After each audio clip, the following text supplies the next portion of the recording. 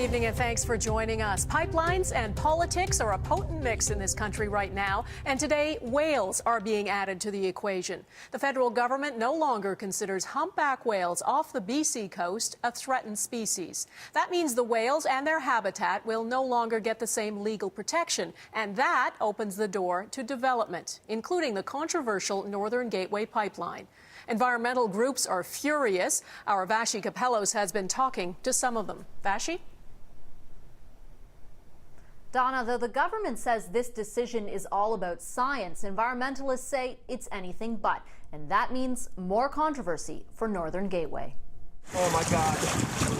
They're big, they're beautiful, and there's more of them than ever before.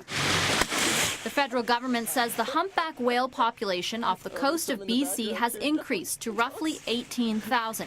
And so it's taking the whales off the threatened list and reclassifying them as species of special concern. Because the population is improving, its designation has changed to reflect that.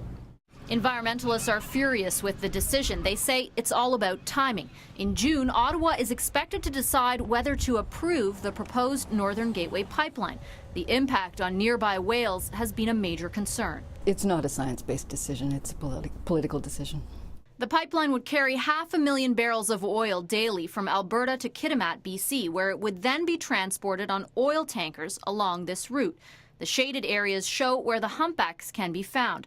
The overlap, environmentalists say, is the problem. There will be a significant number of increasing in the number of collisions between ships and humpback whales. Then there's the problem of a potential oil spill. And that's part of the reason environmental groups went to court back in January after a federal panel conditionally approved Gateway. The groups say the critical habitat of the whales wasn't taken into account and argue the humpback reclassification makes sure it won't be. Rather than deal with that issue, they simply pretend like whales, humpback whales in this case, are no longer a problem by removing them from protection. It's incredibly cynical. I wish I could say I was more surprised. The government doesn't see it that way, insisting whales will still be protected. This wasn't a case where people in Ottawa or Vancouver sort of looked out the window and said, oh, look, there's more whales out there. Let's change the designation. This is a science-based process. But critics aren't convinced the science is sound and say they'll continue to fight this battle in the courts. The government now has to come up with a plan to protect those humpback whales under their new classification. They have 3 years to come up with that plan.